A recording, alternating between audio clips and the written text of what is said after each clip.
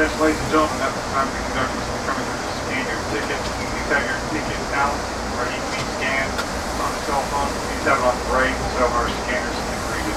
Thank you.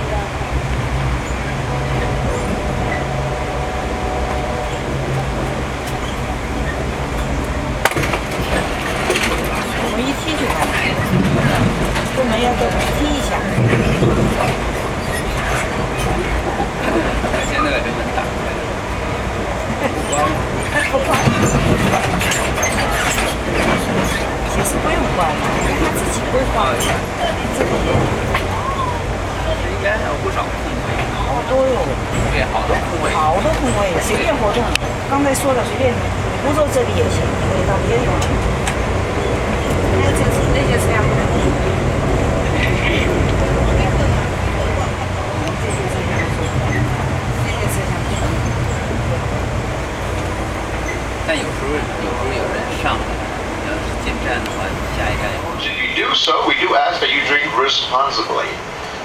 Ladies and gentlemen, open and serving for your convenience, lower level sightseer lounge car. Coffee. Hot coffee. If you haven't had breakfast yet, ladies and gentlemen, we do have a couple delicious breakfast sandwiches from Jimmy Dean.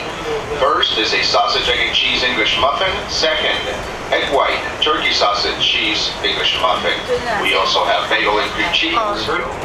And when you look at it, look at the coloring of it. It looks like it's full of silt, and it does have a little bit of silt, but it's mostly called glacier till. There, look at it. See the color of it?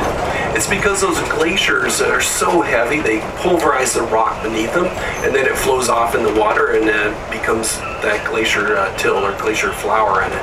And you're going to notice the next river in about 5 miles, the Puyallup River, is the same thing. Comes off the glacier stalks. They get 3 cuttings a year out of them. So if you bought rhubarb at your grocery store, there's a chance it came from this area.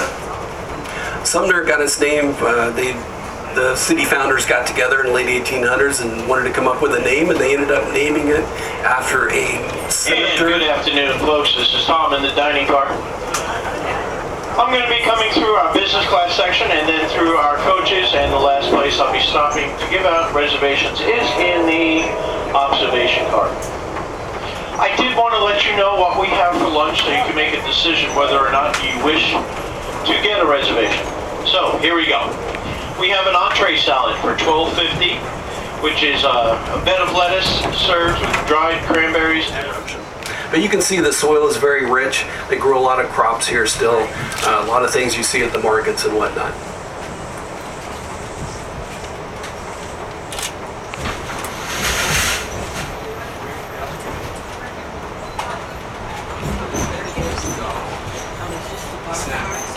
Down this little stairway. And yet sometimes they put up a sign that says snacks down. Yep. You can do that. I'm sure you'd be happy to take you. Hello. Hello. Hi. How are you doing? How are you? Good.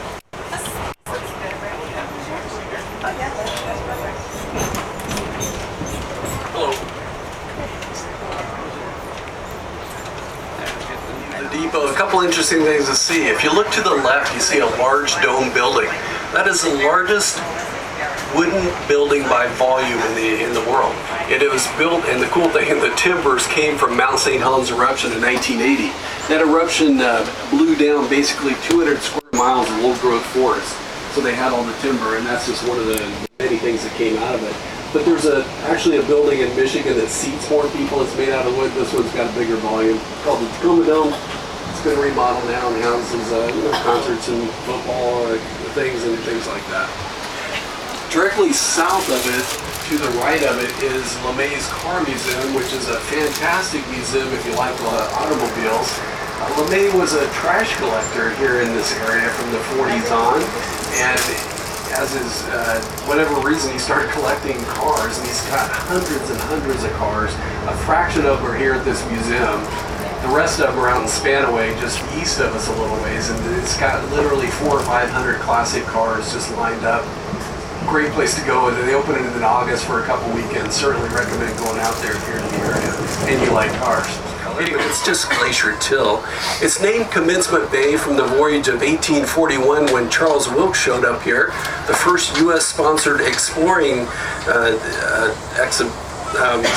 first U.S. paid-for exploration, and Wilkes and his 6 ships had gone off in the South Pacific and was the first to discover that Antarctica was actually a continent, and their last part of their mission was right here, 1841, to map Puget Sound for the U.S. government.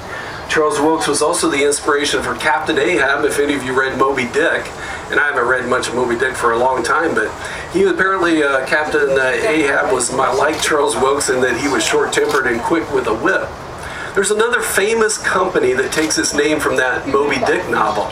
Anybody know what famous Seattle company that you've all heard of? Starbucks. Starbuck, there you go, first made Starbuck, that's right. So a couple Moby Dick references right here. These 2 ships off to the right are part of the Ready Reserve Fleet. There's about 50 in the U.S. They're always stationed here unless they need to take equipment. We're really close to Joint Base Lewis McChord. If the military needs to send equipment anywhere in the world, they can bring it right here. If you look at the back of the ships, there's these large ramps, so equipment can be driven right on these ships. They're manned by civilian crews, but they are paid for by the government, so they're part of the Ready Reserve Fleet.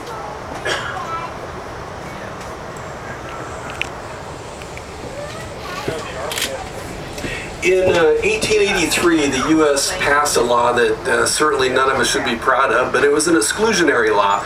Chinese people had come here for the California Gold Rush. They helped build the Transcontinental Railroad as well as this railroad. Now, if you look on the right, there's a Chinese pavilion. The reason is because after that Exclusionary Act, about 2 years, in the middle 1800s, 1880s, Tacoma Basin come out on Puget Sound on the other side. We're going under Point Defiance, if any of you are familiar with Tacoma. Point Defiance was again named for Charles Wilkes, who said it would defy any attack. It's a narrow part of the sound. Nelson Bennett was a famous engineer. He did tunnels, engineering work for oil fields in Pennsylvania, mines in Utah and Montana. Came out here and built the Stampede Pass Tunnel, but retired, was actually a superintendent at the zoo above us. But he got the contract in 1914 when they built this water route. But he died a year before the tunnel was done. But his wife, Lottie Wells Bennett, finished the tunnel on time and under budget. So of course they named it one of the most iconic Northwest little villages anywhere, I think, right out of Sunset Magazine. It's called Salmon Beach. You have to get to it either by boat or 250 stairs down from Point Defiance. There's it's a lot of summer homes, Airbnb, VRBO kind of places you can rent, but it's in the middle of this huge urban area. It's just absolutely beautiful. So here you're gonna see it. Look back and to the right, you can see Salmon Beach. Doesn't that look beautiful? Right here in the middle of the urban area. I love that place. So this is the Puget Sound you're on now. It's a glacier car. Many glaciers grew and receded north to south. That's why you see the water here, the lakes in Washington, a lot of them orientated north to south. It's the reason is the glaciers. So the last one, the Vashon Glacier, about 15,000 years ago. People have lived here 9,000 or 10,000 years. The natives live very well here. There's plenty of seafood. You could grow crops. I mean, it's just a great place to live. And they know that because they found, archaeologists have found a bone, the Kennewick Man, over in the Columbia River. They carbon dated at 9,000 years old. That was found in the 1990s, but throughout the area. So many different tribes. They would trade with each other. As the Europeans came in exploring, there there were some issues, but overall the people were pretty good and just lived a good life. And they could trade because they didn't have to work so hard to get their food. It was all right here in Puget Sound and what they could grow. We're coming up to two very famous bridges, the Tacoma Narrows Bridge. You can see it's a narrow, constricted area in the water, and it's also shallow. Most of Puget Sound averages 400 to 500 foot deep, pretty deep, but this under the bridge is only about 140 feet deep, plus it's narrow. So you get really strong currents going north to south, but they wanted a bridge mainly as it was for the military bases, Bremerton and Fort Lewis, to be connected. Later on, people of source grew in here and moved over there. So they built a bridge in 1940. Let me get a picture. It was completed in July of 1940. It was the third longest suspension bridge when it was built. So they knew how to build bridges then. But it was built by the cheapest contractor, of course. This is the original bridge. So there's really three of these bridges. The one of them you can't see. It's underneath the water. It lasted from July 1940 until November of 1940. And if you Google Galloping Gertie, the YouTube videos are fantastic to watch. The bridge structure itself acted like a wing of an airplane. It would start bobbing up and down and twisting and undulating. And it did that many times. People kind of got a thrill out of it. But in November was one of our first fall storms, and it really started going down. I love this view right here, looking under the bridge. I just love that. So anyway, the bridge fell down. Nobody died. Possibly a dog died that was left on a car out there. But then it was 10 years before they built the bridge on the north side, the right one, because of World War II, lack of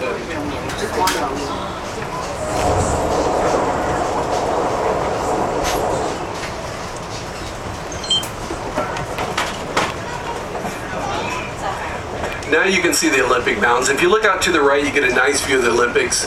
Like I said, the tallest ones are about 8,000 feet, and the Pacific Ocean is just on the other side of that. So on the Pacific Ocean side, you have one of the largest temperate rainforests anywhere, called the Hoh Rainforest. Highly suggest you make a trip over there.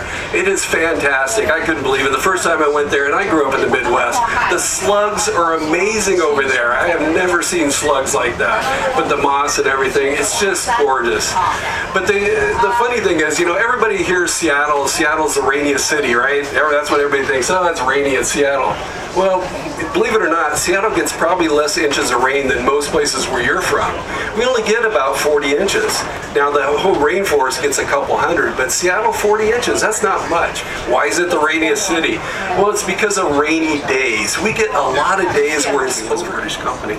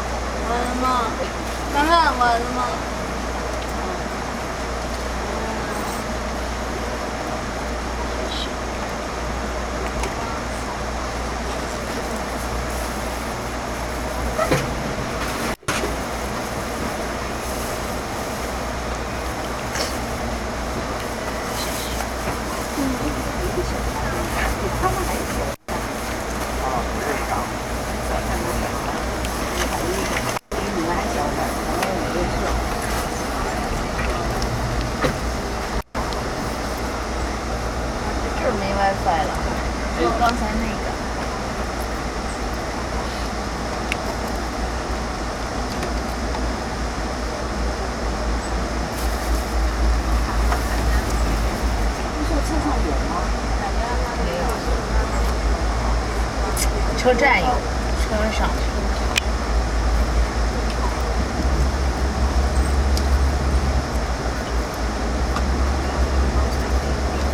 Diverging clear out.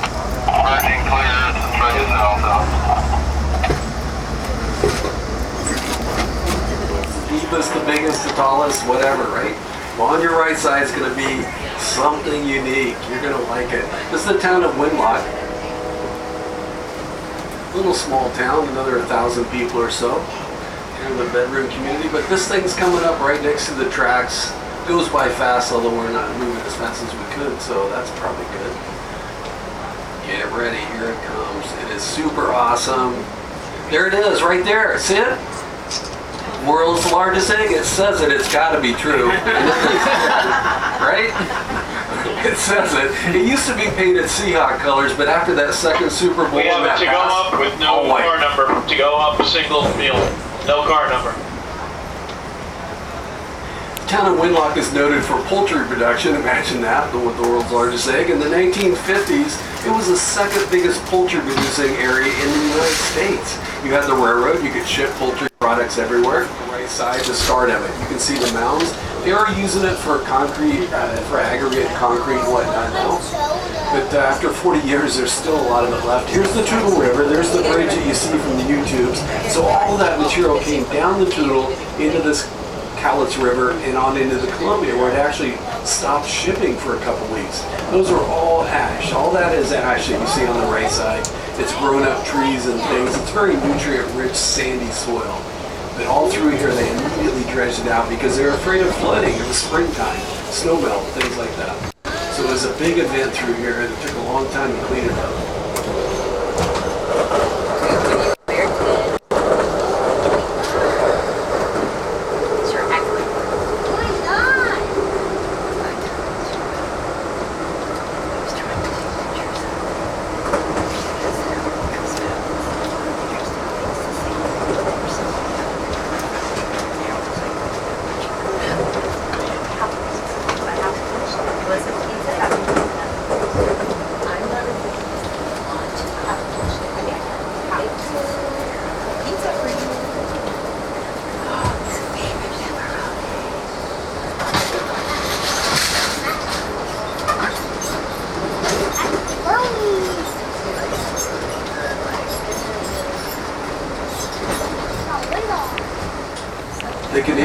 They import steel for steel rollers. You're going to see some of that when they roll out. Logs do not get exported. Those are domestic use only.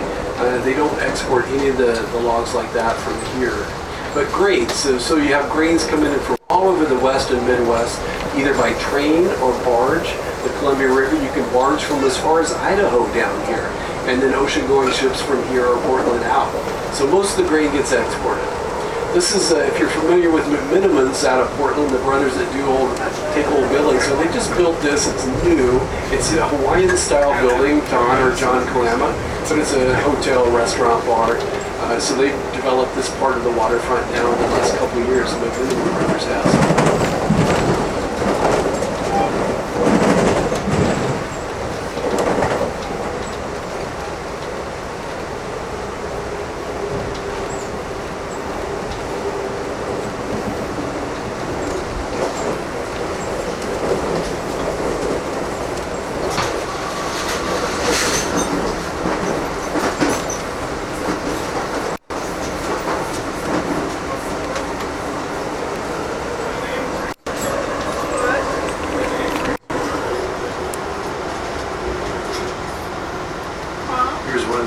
One of the two grain elevators.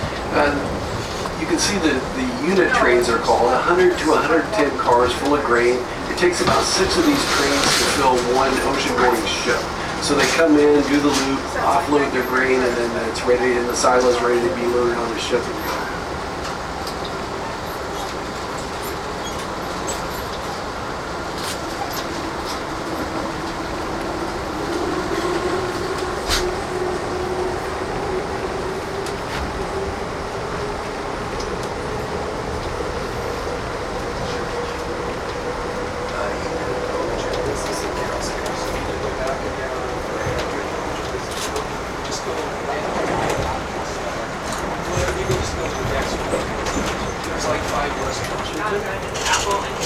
It drains a 7-state area, has 14 dams, 11 in the U.S. So the Northwest has some of the cheapest hydroelectric power anywhere in the U.S. because of this dams. Grand Coulee is the most famous Bonneville Dam, built in the 1930s. But now there's 11 other dams, and there are 12 other dams in those. And they have locks so the barges can get through. The ocean-going ships don't, but the barges can get through. Water drains as far as like northwest Utah, southeast Idaho. The Snake River comes in, one of the main tributaries. A big river would be the world's greatest athlete. An old guy. Who am I talking about? Bob Marley would be a good answer, but nope.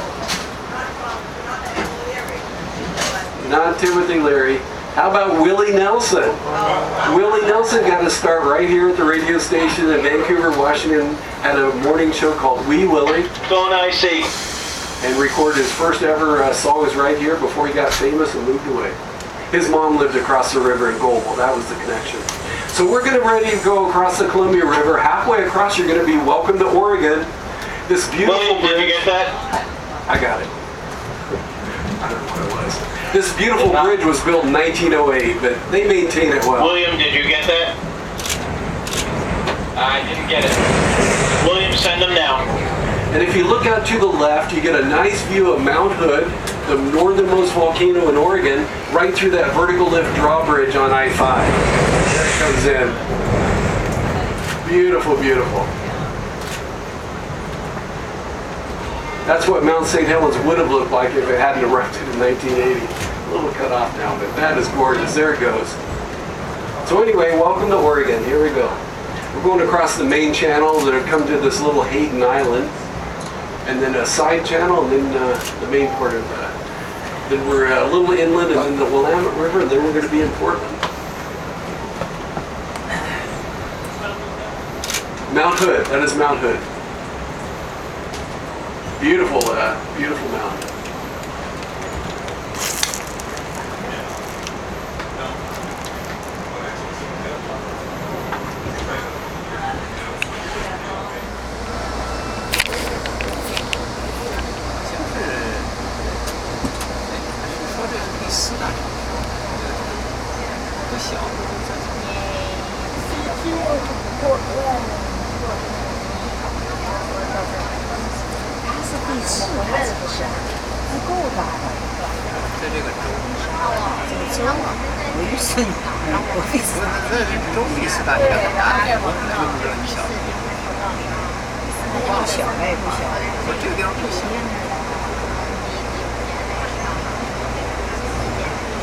你在造什么呢？怎么也没有？